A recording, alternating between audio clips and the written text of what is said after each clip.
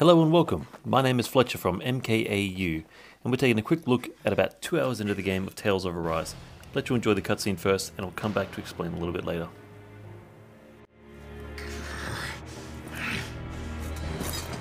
Stay where you are, dissidents. Just look at all these soldiers. How badly did they want to destroy this hideout? Apprehend the traitor! Slaughter the rest!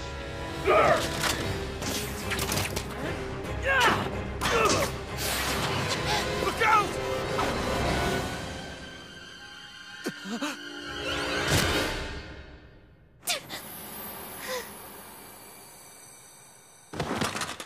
Sion!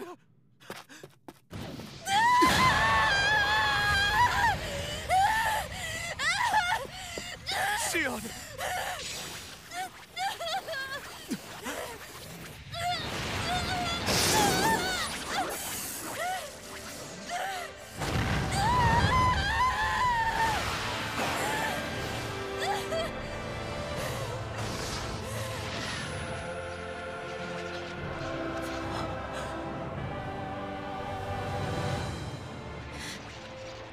Blazing sword?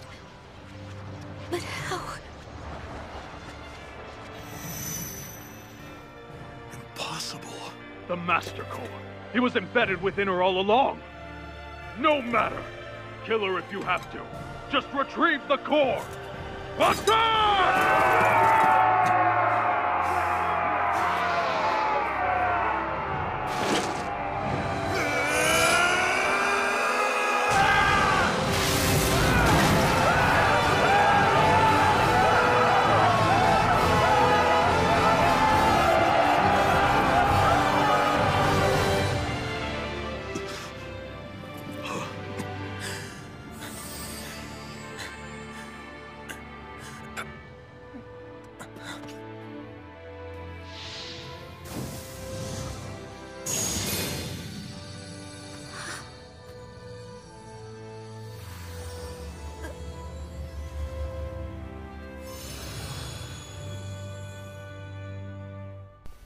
So what we got to see there was just an anime-inspired cutscene, pops up from time to time.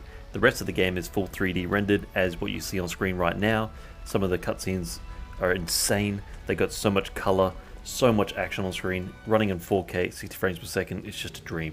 What you're seeing right now is actually Xbox Series X gameplay, and you can see there's not really much loading time in between normal exploration and when the combat starts, which is quite handy because later in the game there's going to be a lot of enemies filling up the entire area that you're going to be going through, so you could be coming in and out of combat quite often.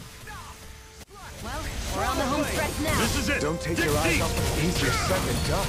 No excuses! This is up to us! You can see there how quick you came out of the fight, and on the left of the screen you can actually see a little scoreboard. It tells you how well you did, how quick you were, and what experience you gained from the fight. Makes sense. If we try to take them all on, there'll be no end in sight. So right there, the NPC was actually telling me that I didn't actually have to fight this guy if I didn't want to. There will be situations where you come across enemies that are way out of your league very early on. It's recommended that you come back later on. Some enemies you can get away with it, but there were definitely ones that really stop you. You might have noticed that I'm jumping up and down during the fight. That's because in the air and on the ground actually triggers two different types of attacks. Some of them combine with each other.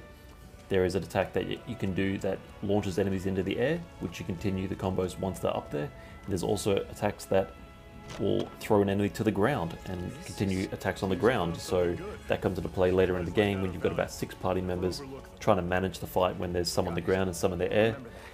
It's a really amazing system that I still don't feel like I've mastered, even been playing through the game for about 25 to 30 hours. That barely worked up a sweat. Speak for yourself. What do you want, a medal? Doesn't look like we're being followed. So these little campfire spots are for resting in the middle of battle. It replenishes all your stuff. It also gives you a chance to talk with your party members through optional skits, which you're about to see.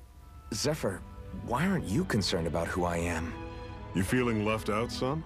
No, it's not that. But You said you wanted to fight so that you can live a free man. At this point, that's all that matters. Even if it somehow turned out you were a Renin, it wouldn't be such a big deal. A Renin? Until we know who you are, we can't rule anything out.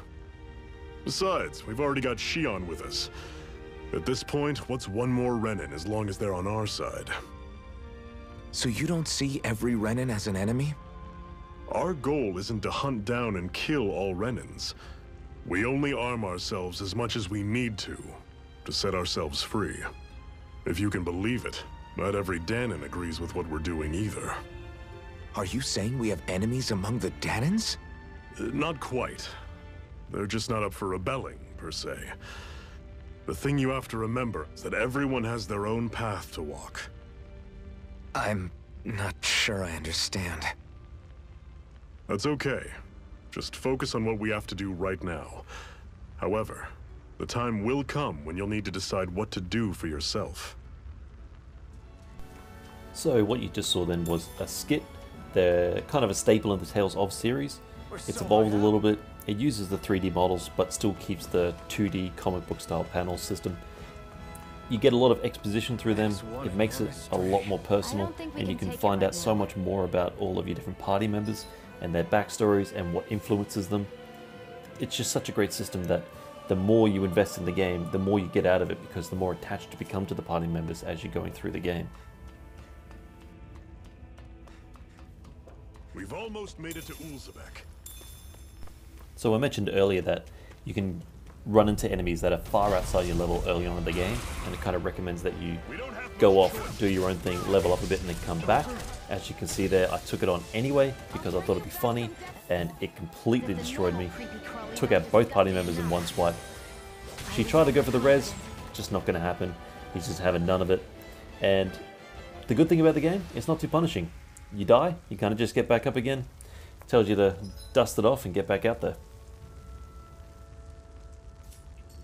I can't believe this.